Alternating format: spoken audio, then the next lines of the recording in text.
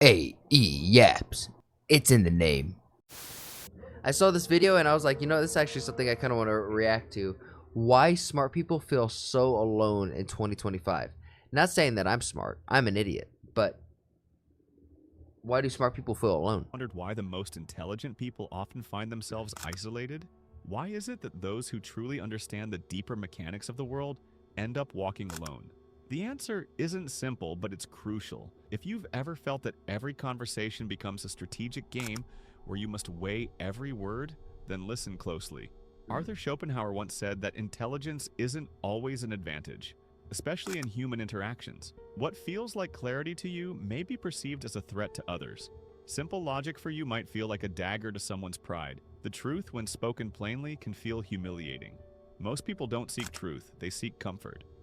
Ooh, and that goes nicely with the. I have like if I put this on here, you guys see the little note right there on the fireplace. It says most men live quiet lives of desperation. Don't be like most men. They prefer affirmations over revelations. Think about it. How many times have you spoken an obvious truth only to be met with disdain? How many times have you offered correction only to be greeted with resentment? Boys, men, how about that in their relationships, huh? You go and offer a solution and you get looked at like, why the hell are you giving me a solution? I just want you to tell me my feelings are valid. Intelligence, when expressed without tact, often invites envy, rejection, and discomfort. That's the harsh reality. The mistake is believing that knowledge alone is power. It isn't. Power comes from knowing how to wield that knowledge. Schopenhauer called it knowledge. Having a lot of knowledge is like having a great sword, but if you don't know how to swing that sword, if you're not comfortable using that sword and being able to maneuver that sword at will, at the end of the day, it's just baggage. the art of pretending to be a fool. Not because you are foolish, but because at times playing the fool is the wisest strategy. It's not about abandoning intelligence, but about using it strategically. If you want respect, don't boast. If you want to be heard, don't correct unnecessarily. If you seek influence, don't intimidate with intellect. Allow others to believe they arrived at the truth themselves. Look around. Those who rise in society aren't necessarily the most intelligent, but the most strategic. True. And this can definitely be frustrating when you look at people who maybe are in a position at work, or they have like a leadership role, they have a C-suite role, they have something along those lines, and you feel like, how does this? They are incompetent. They're idiots. How are they in a position above me? What's up, Shuby? Long time no see, brother. Complexities of human relationships with subtlety. They understand that truth, though powerful, can also be a double-edged sword. The envy of mediocrity can become an impenetrable barrier. True intelligence isn't wasted on pointless arguments. It isn't obsessed with proving a point. Real intelligence knows when to speak, when to stay silent, when to show strength, and when to appear simple. Imagine you're in a meeting. Someone makes a glaring mistake. Your instinct is to correct them, to showcase your knowledge. But pause and think. What would you gain? Would correcting them change their view or only awaken resentment? People don't like feeling inferior. No one wants to accept they've been wrong. Sometimes the wiser move is to smile, nod, and let the conversation flow. Not because you're weak, but because you're strategic. Let them stumble in their own ignorance. Not every battle is worth fighting. I believe it's in The Art of War. Where it's don't stop your enemy from making a mistake.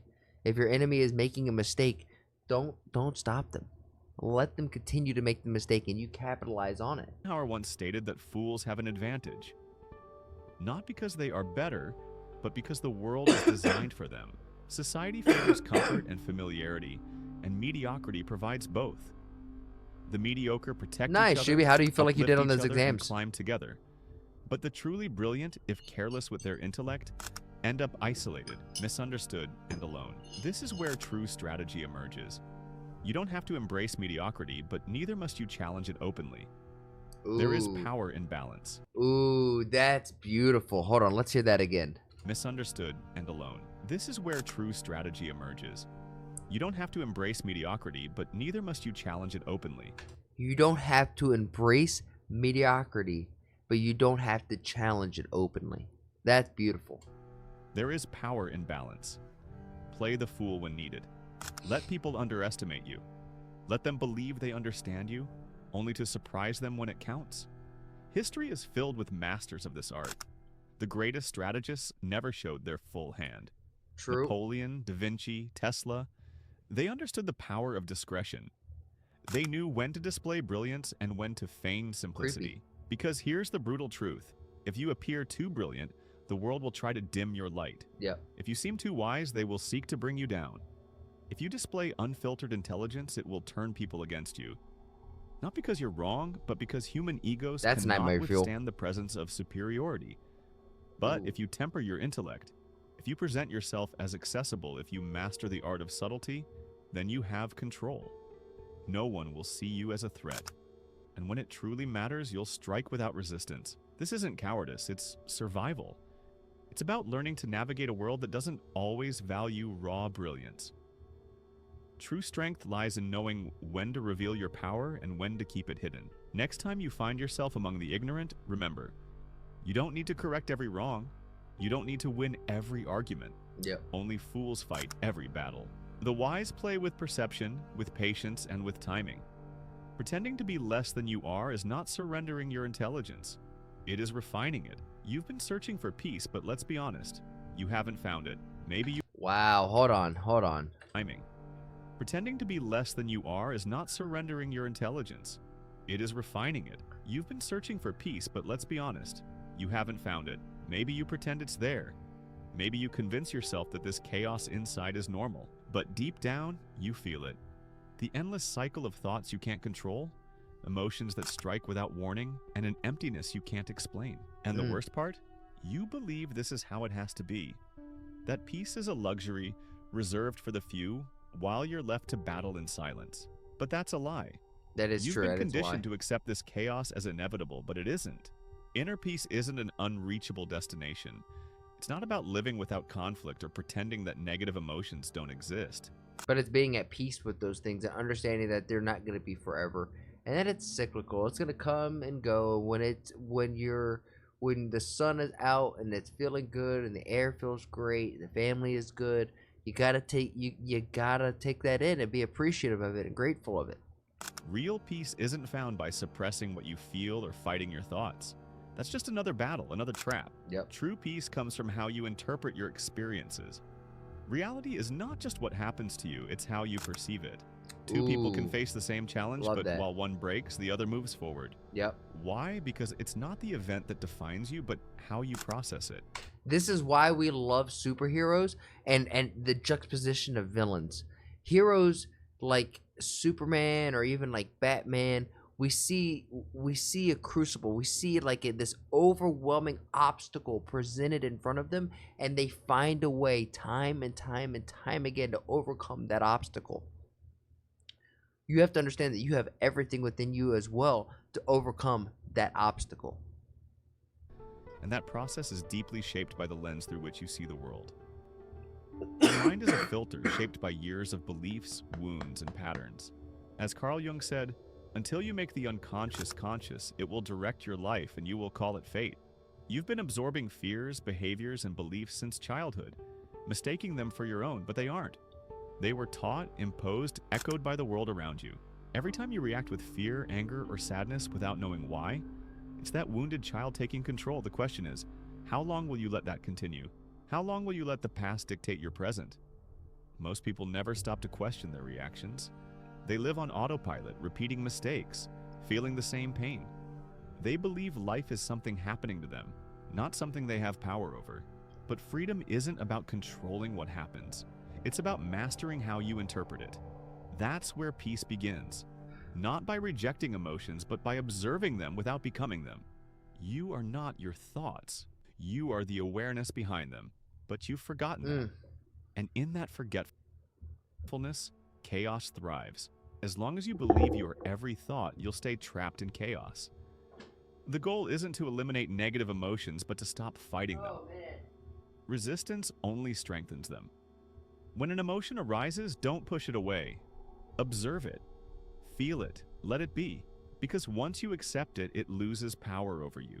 Think of it this way. Your mind is a river. If you try to block the current, you exhaust yourself. But if you watch it flow, you realize you were never the water. You were always the observer. That's real strength. Learning to observe without reacting, to feel without drowning, that's where freedom starts. Inner peace doesn't come from a perfect world. It comes from knowing that nothing external can shake you. And the key is presence. Being here now, not stuck in the past, not fearing the future. This moment is all that exists. Your mind will try to drag you elsewhere. Sorry, but y'all, you I'm are not feeling not too your hot. thoughts. I'm still not If you completely can over see your my mind as a sickness. tool, not your identity, you become free. Emotional freedom is the only freedom that truly matters. Because when you free yourself from your mind, the world can no longer imprison you. The greatest enemy of peace isn't chaos, it's distraction. Not just social media or noise, but internal distraction. Wow. Hold on. I just came back to something powerful. The world can no longer imprison you. The greatest enemy of peace isn't chaos, it's distraction. The greatest enemy of peace isn't chaos, it's distractions. Wow. Not just social media or noise, but internal distraction. The inability to sit with yourself. To be silent without discomfort. Because silence reveals the truth about who you are, what you fear, and what you avoid. That's why people seek noise, to drown out the truth. But the only way Wow. to real peace is through that silence. I put on a lot of noise and background just to keep my mind calm. Wow, that's speaking to me directly. Facing it, not numbing it. Because peace isn't about avoiding conflict, but about standing firm in the middle of it.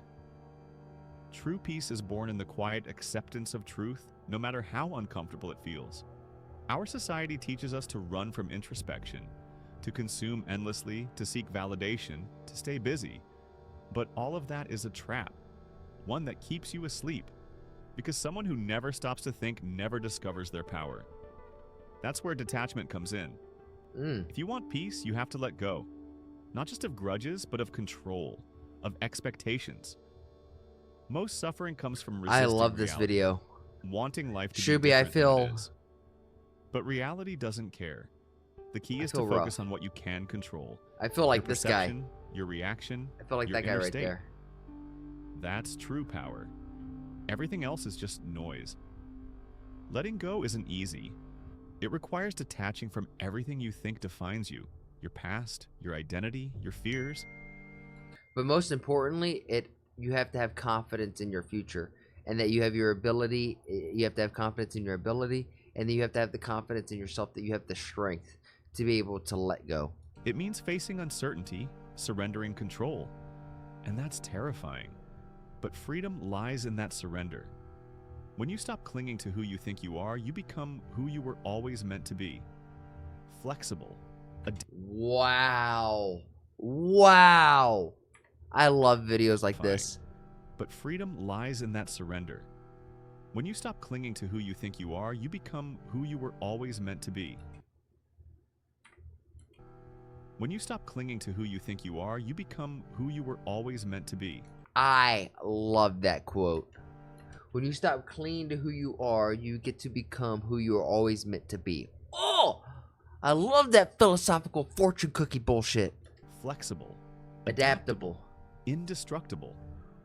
Because life isn't a battle to win. It's a river to swim in. I love this. Life's just a beach and I'm playing in the sand. Shout out Lil Wayne. Are you ready to let go of the story that traps you? To stop seeing pain as an enemy and start using it as a tool? Because in every wound, there is wisdom waiting to be discovered. Pain is inevitable, but suffering is optional. The difference is in the story you tell yourself. Pain can destroy you or it can shape you. All right, Nagamoto. Nagato, what is this? Freaking Naruto? You gonna show me pain? You shall know pain. Tenskai Tensho! Nature shows us this. Fire renews forests, pressure forms diamonds. And you're no different. What hurts you today can strengthen you tomorrow if you let it. All right, Carly Ray, yourself- what doesn't kill you makes you stronger. How can this pain help me grow? When you start to see life this way, fear disappears. You stop resisting. You stop needing to control. Because you know that no matter what happens, you'll turn it into strength. And that strength will become your peace. But there's one last trap. identity.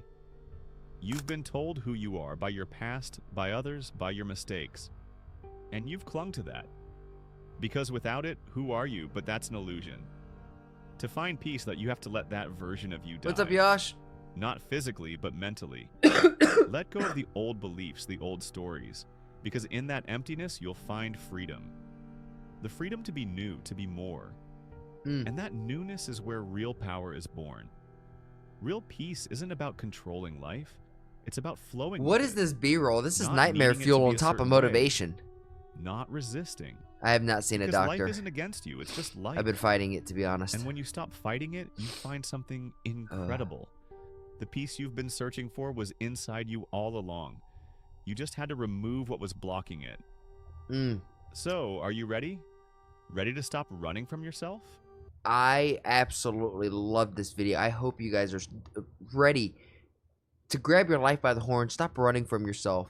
And some of these quotes in here, I wish I wasn't feeling so like congested because I can't even think.